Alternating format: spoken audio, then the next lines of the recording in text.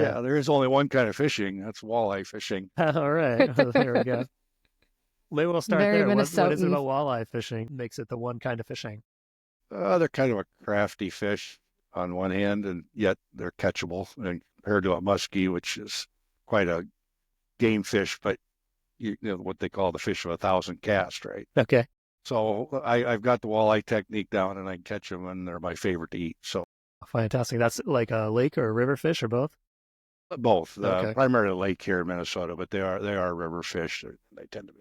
They're pretty strong swimmers, and so I mean they're not a huge fighter when you catch them like a bass or muskie, but Uh-huh. they do give you a little tug. So That's yeah, cool. it's just a fun fish to kind of you think you're kind of outsmarting them, I guess is part. It's the intellectual battle with a fish. I'm not outsmarting any fish. I've always been a terrible fisherman, so I'm not one to. I'm definitely not one to speak on fishing. So good to have an expert. I don't even know how to cast. I've accidentally caught a fish through the side of it one time with the hook because there were so many Uh, little bait fish around, but not doing so good with them actually biting the hook. I should broaden my horizons, but Yeah, anyway, I mean, yeah. you got something that works. You know what? Go with it. Yeah, like a lot of things today as I get older and kind of hit this retirement, I'm not sure what you call it, wall or chasm to step over, whatever it is. I'm less and less likely to take on new things. That's not good. But I mean, I have plenty to keep my mind active without a lot of new stuff. So Yeah, there you go. the AI, for instance, I Sure. kind of decided that's just too far beyond me right now, and I really don't want to go there. Put that one And on the I'm glad shelf. I'm getting out of teaching here pretty quick because I think it's going to heavily influence teaching, both good and bad. Have you seen any AI impacts on the teaching at the U in the time, the recent last couple of years when it's been kind of in the zeitgeist? Yeah, I think we're seeing some pieces of it in student reports and writing, Hmm. which there's two sides to that. Certainly, the U is being pretty proactive. So they are making, they want us to make it very clear if AI is in or out in our coursework. They're doing a lot of training to try to actually help us make sure we put it in. Right. That makes sense. And yeah, I mean, it's like, well, I mean, it's like anything else, right? I mean, folks could always go out the internet and do a search, and some of it was junk, and some of it was really high quality stuff, and the student had to figure that out. AI is a little different in that it's kind of doing all that for you, but you still have to step back and decide if it really is good material or did it go after and fetch things that aren't so good. So anyway, yeah, I think like I said, if I was younger, faculty member, 10 or maybe 20 years younger, I think I'd be more actively pursuing it as a tool in teaching. I mean, it's just like the topic we're going to cover here. Building science is just so big and there's just so much. So how do you synthesize quickly? Absolutely. I have, yeah, I have my own thoughts on that and we can talk about that. But, as Carmen knows, I start with the foundation. I just start with some simple equations, some really basic hand calculations, and maybe step it up to a spreadsheet and things like that. So they appreciate the underlying physics enough that then they can move on. But that that's an old professor talking.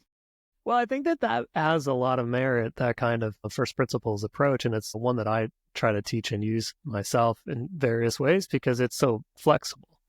I think that one problem the industry faces is that many people have a lot of maybe specific knowledge that comes from experience or they've seen this particular thing before, so they know what to do, but they may not know the foundational why or what the foundational principles are, and they can't apply that to something else. That seems to be widespread and I think is contributing a lot to some of the problems that we keep seeing. How do you think about addressing something like that, where it seems like out there in the world, the basic knowledge is there. So there's all kinds of resources online and elsewhere that have the building science fundamentals available.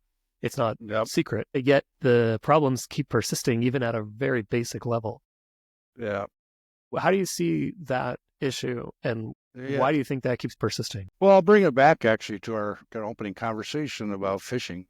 You can teach a person, you can give a person a fish and they eat for a day. You can teach a person a fish and they can eat for life. And so I think that's back to this fundamentals skill set and foundation that if you have that underneath you, you can know the why and resolve a lot of issues today and into the future. Physics isn't going to change. How we teach it, perhaps, or how we apply it, perhaps, what materials and technologies are being used that relates to that physics, perhaps, but it's still there. So again, I'm old school, but I think if we do a really good job with the foundational stuff, the other can be put on top. And where I see this happening a lot, and that's one reason why I've been very actively involved in building science education at a national level, trying to see it incorporated more into building curriculums around construction, design, or engineering, etc. Is we can put in dedicated courses towards building science fundamentals and principles that people take, and then build a core, or we could say no, building science should be infused in lots of courses. Mm-hmm. So what I think's happening here is neither. we're not getting enough infusion or good infusion, right? Or we're getting. I'll tell maybe this isn't appropriate, but I just see a lot of sustainability stuff, whether it's in education or in practice, that's not based on very sound science. It just doesn't have a good basis for it, and yet these people don't understand that. And so maybe something was infused, but it wasn't infused deep enough to appreciate why they were missing a piece of the sustainability angle. And so there's an example where you're not going to put high-level building science into a sustainability program. I think we do. Our curriculum's a little different, but just what we call sustainability studies isn't going to do that, right? But should sustainability studies teach some basic building science and thermodynamic principles and things like that? Well, absolutely, but many of them don't. So, it's kind of like policy, at a very high level. You can start thinking, well, this is just a great idea, but you don't really appreciate all the nuance. You might be really pushing something that's not very sound or solid or going to be successful.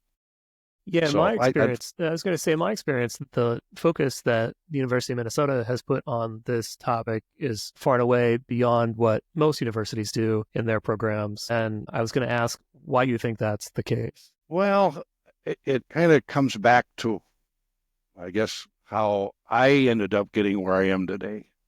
I started out, going to school in the 70s and early 80s.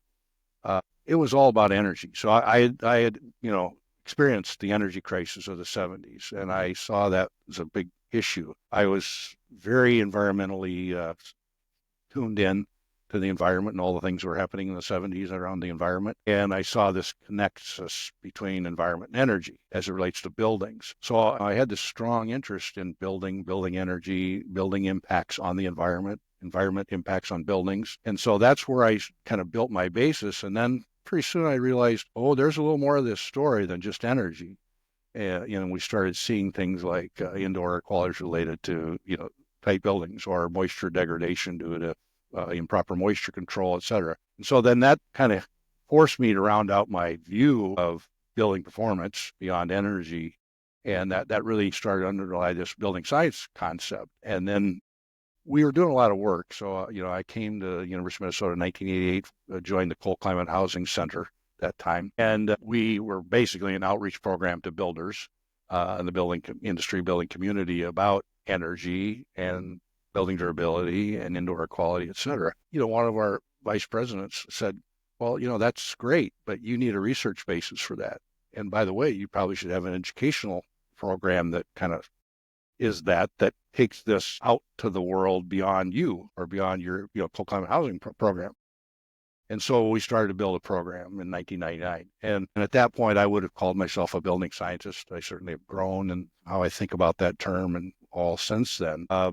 And so it was fundamentally built into a program we called Residential Building Science and Technology. And then as that program grew and as our department changed and things, we took the residential off, went to Building Science and Technology, and put it under the Sustainable Systems Management Program. And so again, it's got the sustainability, but then under there are tracks that are highly technical. And so we just kept going, full steam ahead. We're going to build building science right into that track, build on the Sustainable Systems Management core, had the building science core or fundamentals, and that's where we are today. And, that's where 3 of your employees experienced that for better or worse. Well, Hopefully better. I would say Definitely definitely better. better, and I'm very grateful that you ended up there. And I want to come back to a related point on this in terms of how this might relate to the architecture program at the university. But first, I wanted to ask Carmen, when I was in college, I didn't know building science was a thing. I didn't even know the building envelope was a thing. I barely knew civil engineering existed and somehow wound my way into the field. But so how did you, Carmen, come into understanding that building science was a topic you could study and you might be interested in learning about? Yeah, so I would say that probably similar to most people who end up doing building science, I stumbled upon it. So I started off in architecture with the full belief that architecture was what I'm currently doing. And it took me about a year of studios and classes and people saying, how does this material make you feel? That I was like, this is not where I belong. And so I think I did a lot of digging. I happened to already be at the U where we have a fantastic program for it. So I ended up connecting with Pat, and through conversations with him, he was kind of like, think you belong more over here. And so that was, I'm incredibly grateful for that. Not every school and not every student has the opportunity to have that. But I definitely went in to architecture with the kind of, I'll say like my brain is a little more like math and engineering focused. Like I really like the logical. And so I went into architecture thinking, I love buildings. I'm going to get to do that.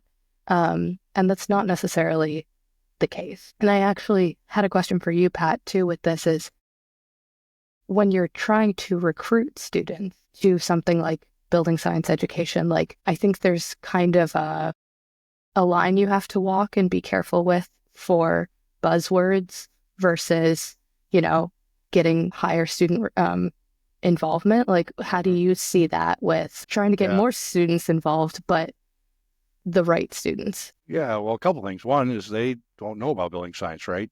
I mean, they don't know it exists, and furthermore, don't really know what it is. We can talk a little more about what I think it is. But so you can't go sell building science, and that's been a hard learning for me. I had a number of people that said, Pat, just call it whatever it takes to get them in the door. You'll figure, you'll get them where they need to be and they'll figure it out. And it took a long time. And that's partly why I went along with, kind of putting building science technology under the sustainable systems management label. Certainly more people are going to find sustainable systems management than building science. And so that was a way to bring them in. Speaking a little broader than that, it's been challenging, and it really goes back to building science education. Is building science a discipline? If it is, where does it belong? A whole bunch of other things we can investigate further here. But with somebody in high school had this idea, boy, I'm really interested in buildings, and I want to see buildings that are comfortable and durable and efficient, healthy to live in, sustainable, resilient, all of the buzzwords, right? I want to study that. Where would I go? Well, the guidance counselor is going to tell them you sound like a good candidate for architecture or engineering. And I think many people that go to architecture would have the same experience you did. In fact, I'll back up a second. Hopefully, I don't lose my train of thought here. But that goes back to my experience. I went to Iowa State University. I was good in STEM. We didn't call it back then. Engineering and math and science and whatever. And they said, you should be an engineer. That's where you should go. And so I went into engineering, science, and mechanics. And man, it was intriguing, but it just didn't connect with a fundamental passion of mine, that was buildings. So when I grew up on the farm and I helped my dad on a lot of building things, including our house and whatever, it just didn't connect. So I thought, well, architecture's got to be the answer. So I went to architecture, and I had kind of a similar experience what you described, and I wasn't great at freehand drawing, and my mind was still too engineering, kind of wired like an engineer when I was trying to move over and think like an architect, and that didn't fit very well. So in those days, I created my own major called environmental design because I really wanted to include architecture and some engineering courses. So I took engineering or energy systems engineering. It's kind of a minor.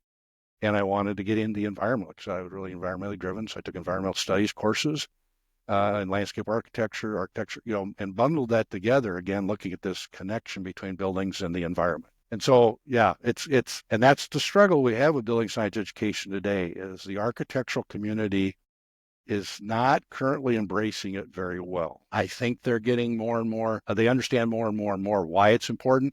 Maybe not so much from building performance perspective, but more from a practice liability I was going to say perspective. risk management. Risk management, yeah, exactly. And so, yeah, they're starting to see that. And engineering, like I said, civil engineering is just so structurally focused. The other, whether it's buildings or infrastructure, mechanical engineering has lost a little bit of its luster and focus on HVAC, heating, ventilation, and air conditioning. Even some programs don't even cover that very well anymore. There might still be, there's still going to be, heat transfer and thermodynamics and things like that, but maybe not so much the building's application of that. So, and that's how we develop a program that, we have today. I was trying to develop a new program at the U. You can imagine in academia, things are a little turfish.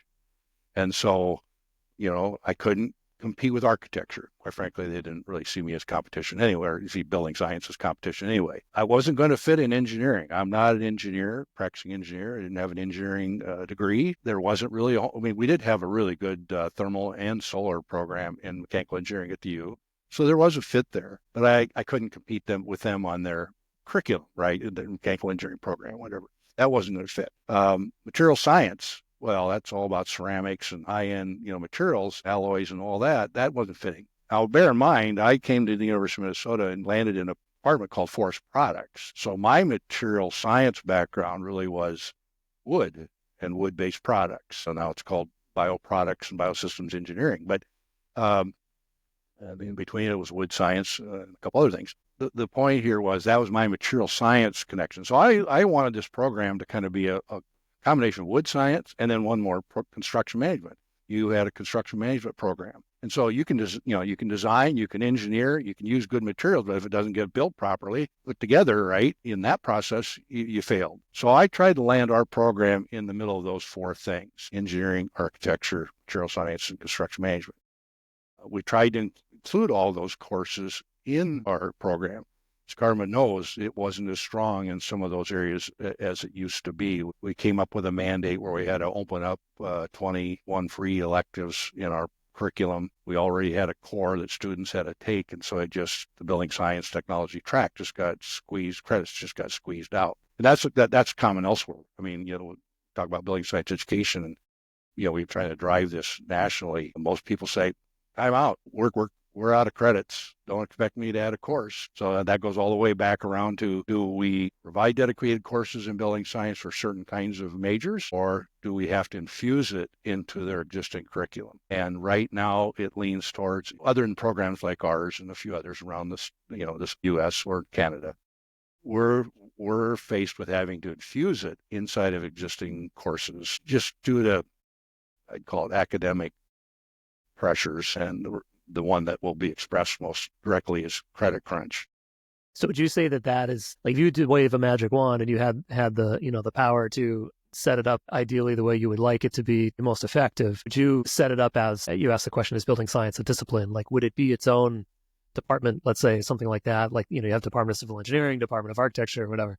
Would you have a Department of Building Science that has a freshman to senior curriculum and people come out with a degree in building science or something like that? Or do you see it fitting better kind of the way that it's trending, as you said, with almost electives to go with a variety of other programs? I would like to see it be a little more standalone. But when you rely on infusion, the quality and quantity varies greatly from school to school to school. And then that, we'll talk a little bit about the Solar Decathlon. It's trying to change that a little bit. But at a national level or international level, I think it should be a standalone program. I believe building science, as I understand it today, and every building scientist has a little different view of the term and what the ultimate content is, or the knowledge base inside that term, is actually a master's degree. So when we developed our undergraduate degree, partly because of that credit crunch problem, and partly we just couldn't send students over and get high-level engineering courses without a bunch of prereqs, couldn't go to architecture without a bunch of prereqs, how materials feel or whatever, right? And construction management, it's very flexible, and we could do that more easily. But the point here just wasn't enough, credits, and so I called it building science and technology. And the technology was intentional to kind of lift off the expectation of being a building science curriculum or a building science degree, science degree, right? It was kind of to show the application. Applied science, yes.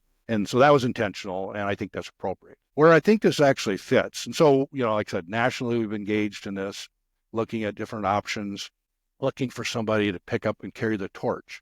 There's been tremendous pressure put on architecture schools. We worked a lot trying to push building science towards architecture. And you go, well, is it a carrot? Is it a stick?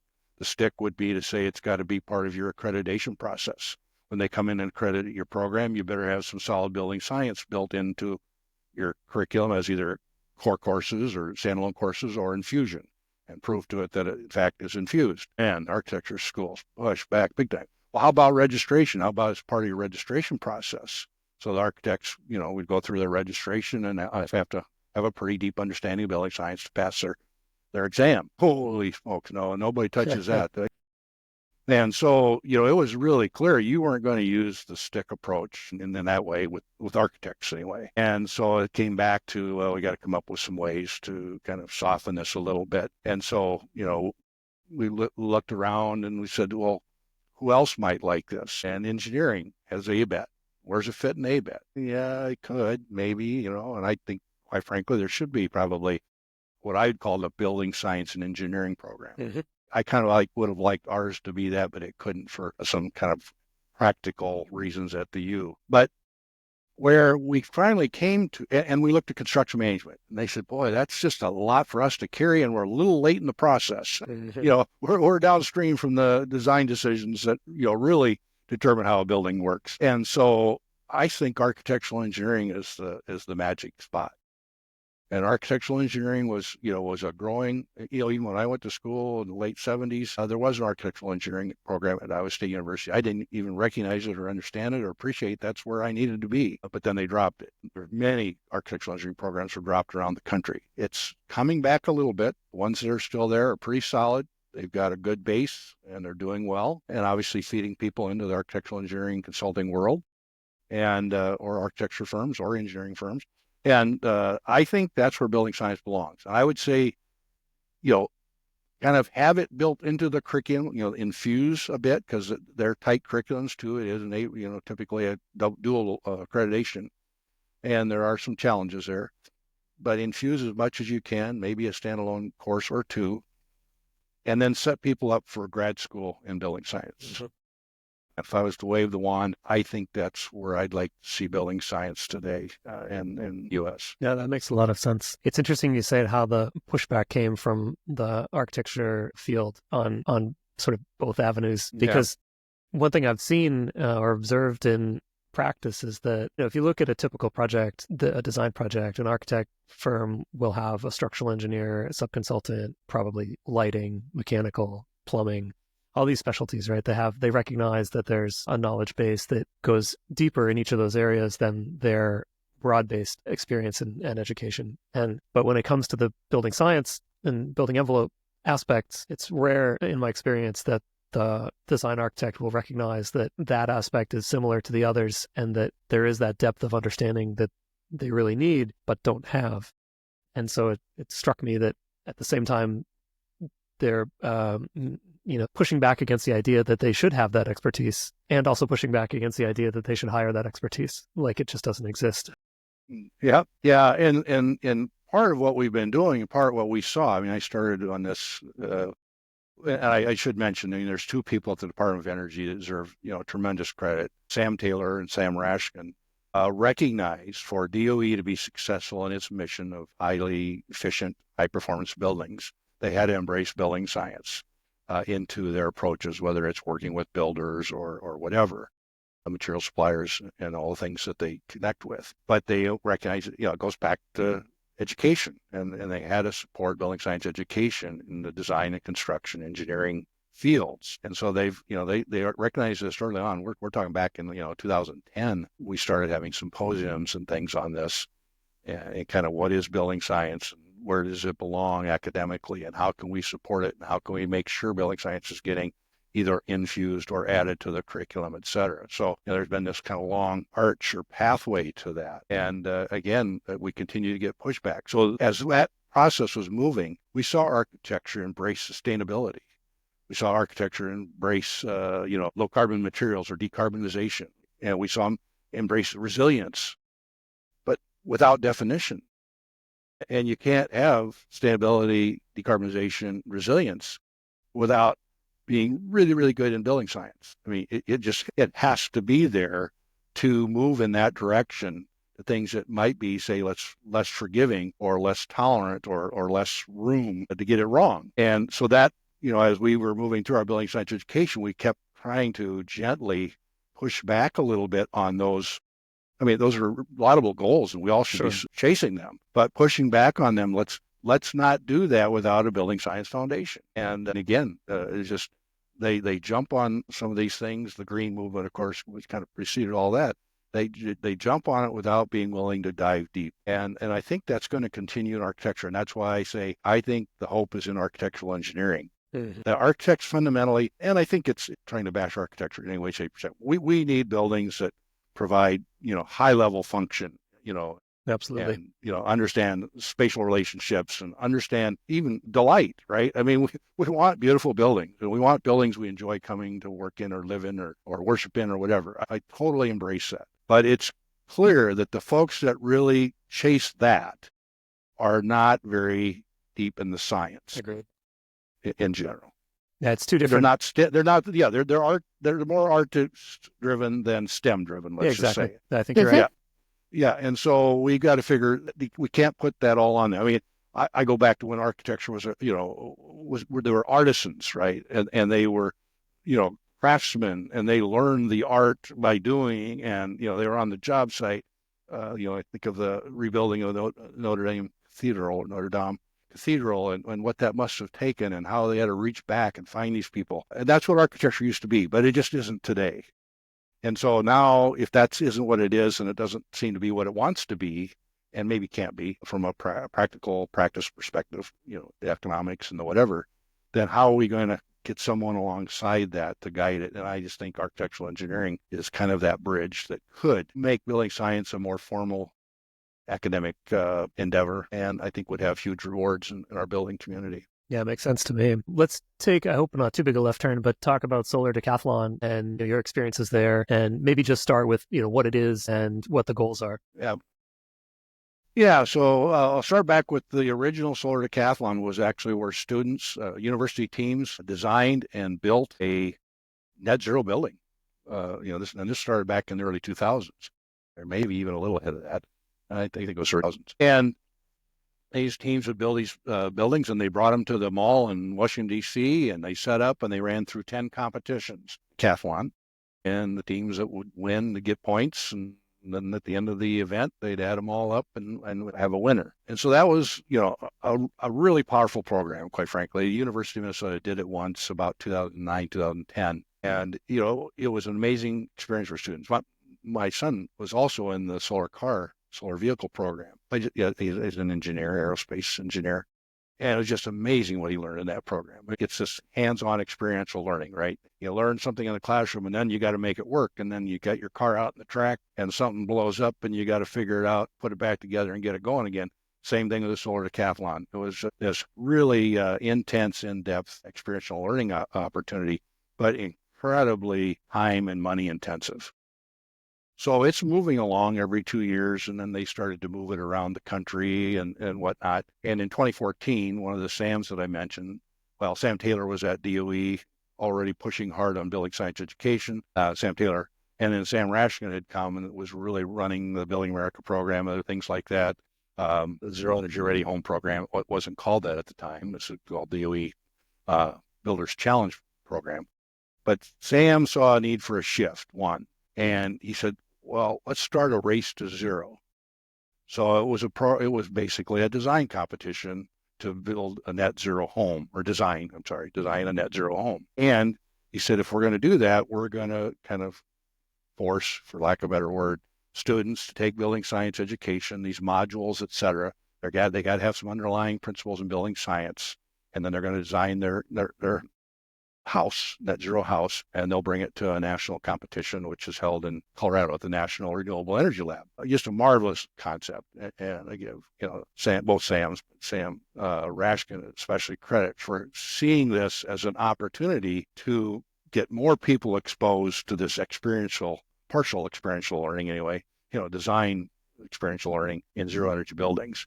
So that started in 2014 and 2015. By 2017, the national DOE program was changing its way from Builder's Challenge to Zero Energy, and that wasn't quite the right name, so they went to the Zero Energy Ready Buildings program that they currently still have. And so that was locked in with this. But then DOE went through some changes, and they said, all right, here's what we're going to do is we're going to take the Solar Decathlon brand, and we're going to have two tracks. One will be the Build Challenge, which is the traditional Solar Decathlon, and we'll have the Solar Decathlon Design Challenge, which was the race to zero. And so they were merged at that point, and that's where we've been ever since. And it really is just a beautiful program.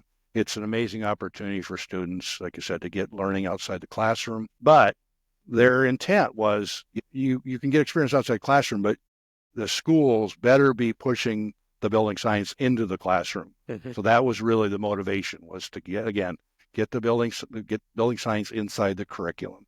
And I think it's been pretty successful. I mean, there's hundreds of schools that have participated in this now, and that they at least have to show some level of competency or incorporation of building science education into their curriculum and or the modules that they provide. And so it really was, again, it was this whole idea of kind of trying to bolster the quantity and quality of building science education in design, construction, engineering. And it's been marvelously successful. The U of M's done very, very well. We've been a faculty advisor for 6 teams over that span of time up through 2023. I'm just helping a little bit on the 2025 team this time around. We've won 2 grand awards, top prize. We won 3 first place, 3 second place.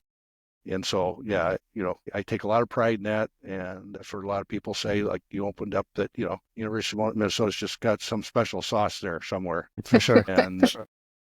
And we're pretty proud of that, actually. Absolutely. You should be. And so that's kind of more the carrot approach, it sounds like, where you provide this opportunity, absolutely. right? And you provide an incentive to learn the things you need to learn and apply them. Yep. Yeah. And it really has worked to push building science into more architectural programs. Sam Raskin was an architect. Sam Taylor's an engineer, interestingly enough. But it has pushed building science into more architectural curriculum. So that was a really high-end goal for Sam Raskin, and it's worked. It's also influenced other programs. And U of M took a very different approach. We kind of approached it as a club, not a course. And that helped us be very interdisciplinary. I mean, we always had construction management students. We had people, from bioproducts. We had people from architecture. We had people, an engineer here and there along the way, construction management for sure, communications and marketing. So we were able to build really strong interdisciplinary teams. And I think that probably is one of the reasons for our success. But what's even more important than, it's like, playing anything, any sport or anything else, right? Winning's wonderful, it's fun, but that's not really the goal. The goal here was for these interdisciplinary students to share amongst themselves. And now you have building science principles, concepts, and conversations moving between disciplines. And to me, that's the ultimate goal. That's one of the things that struck me most when I worked with you guys on a team. This very much real world situation of having specialists from different fields collaborating and contributing their own individual expertise on the project and having to coordinate that and communicate back and forth. And I thought that was really impressive. Yeah. And I will say I was not on a Solar Decathlon team just because of the way that COVID hit and our involvement in everything the U typically does every 2 years type of thing so that we can spend a year gearing up for it based on how involved it is. So I was only on that planning year. Conversations that would happen between people of different majors, even when you're having very preliminary conversations of architecture students pushing back a little and saying, well, this is really my priority when I'm going into it. And then having the building science students come from a different direction saying, I see that, but we have to think about it this way. And that's the same kind of conversation you would get on a project team in the real world. When I go to site every single week, those are the same kinds of conversations that you have to navigate in the industry, which I think all the technical stuff aside is an important skill to have. Absolutely. Yeah. It really builds the communication skill too, like I said, between students, but also how to present your ideas and, to judges, to jurors. et cetera. So we missed 21. Otherwise, Carmen would have got a shot, but we skipped that one due to COVID. It reminds me a lot of the steel bridge competition that civil engineering students participate in. And Yep. except for that collaborative multidisciplinary aspect, which we didn't really have, but that hands-on competition application of the classroom skills that you were learning, to me, was one of my favorite parts about undergrad.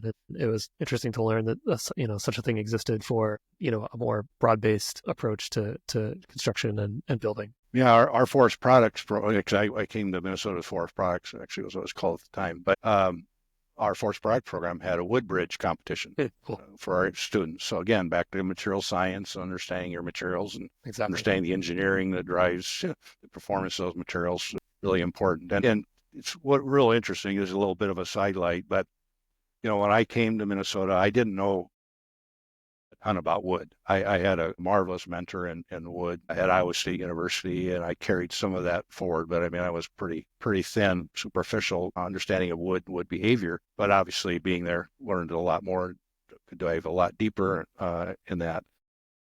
But wood then became out, and we couldn't call it forest products anymore. And we had moved to wood and paper science. Man, that wasn't going to sell, because the environmental folks just are all over. We don't cut down trees for building products and paper, right? And whatever. And so then to kind of sweeten the pot, we changed to bio-based products. Bio was kind of in maybe. Well, then nobody understood what bio-based products was, and we struggled a bit more. But now look where we're at, Now, the whole renewed interest in carbon and environmental footprint and sustainable materials and all this. All of a sudden, wood's back in.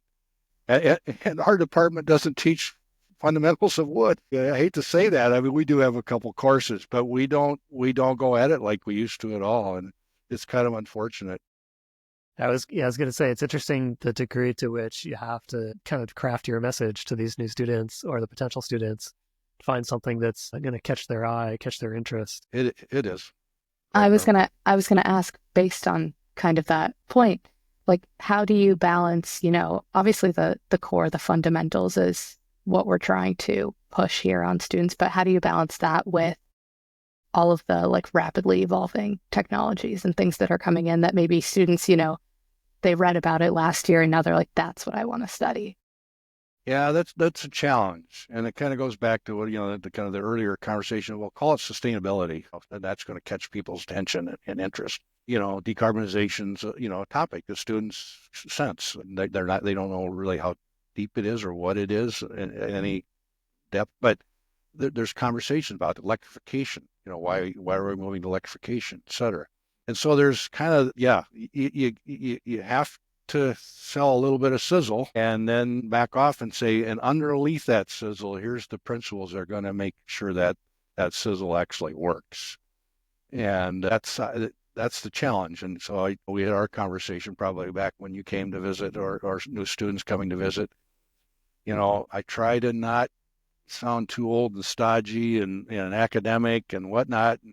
Try to approach their interest in sustainable buildings or their interest in resilience or their interest in new technology or whatever it might be. But kind of also remind them, we're going to go, you're going to understand the core that lays under that question or, your interest, your passion. And you want passion. I mean, I go back to, where I was in school. I mean, man, I have a hard time finding myself. And I didn't even understand what was the fire in the belly, right? I didn't know what was really motivating me or why. And man, when I found it, it was like, jeepers, just all of a sudden, aha, this is where I was meant to be. And your grades go up, your excitement goes up, and you're where you want to be. And so that's been the challenge for me, is to try to find the students I know they belong here. I mean, I just absolutely know they belong here. They're headed over to architecture for an experience there. Some of them will define. Some of them are going to be frustrated.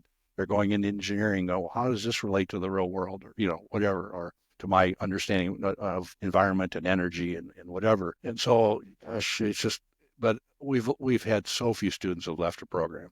It's like Carmen's experience she described. When she got here, it's just the eyes open up. They just go, wow, I had no idea, and that this is exciting. Yeah, I know the So feeling it's, that yeah, yeah, you got to get them here first, right? I that's mean, right. Yeah. if you don't, yeah, you can't catch the fish until you get them close. No, absolutely. I went into college expecting to study computer. I enrolled in computer engineering. In my head, it was computer science, but I didn't know that at the time either. So I got into it, and it turned out being more like electrical engineering, which was fine, but not that interesting to me.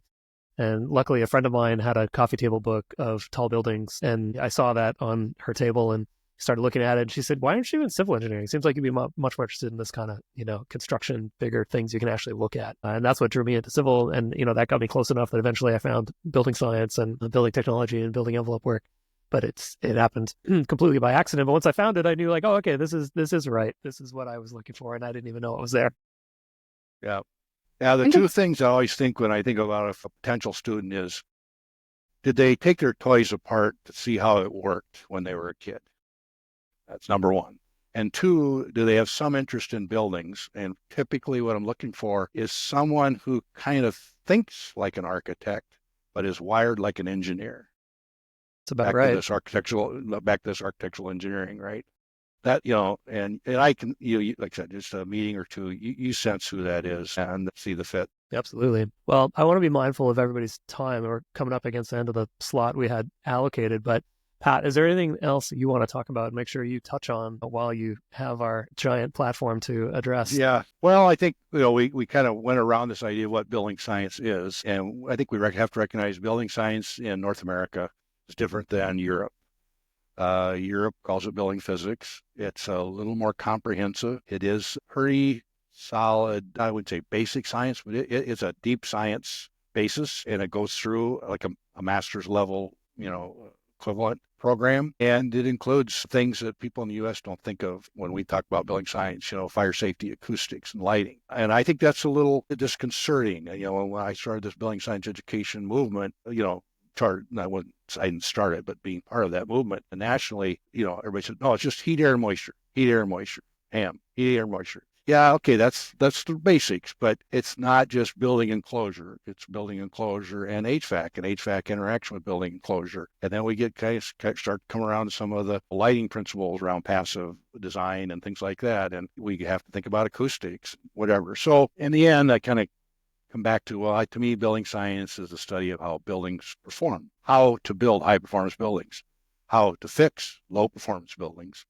And then I lately added, and how not to screw up the buildings that are in between. You see a lot of retrofit that's, it makes me cringe a bit. That's for sure. And so, that's kind of how I see it. And then it's like, well, how can I further define it? And I think of building science kind of in three levels: people, buildings, and planet, in that order. So building science has to impact people, comfort, lighting comfort, thermal comfort, physical comfort.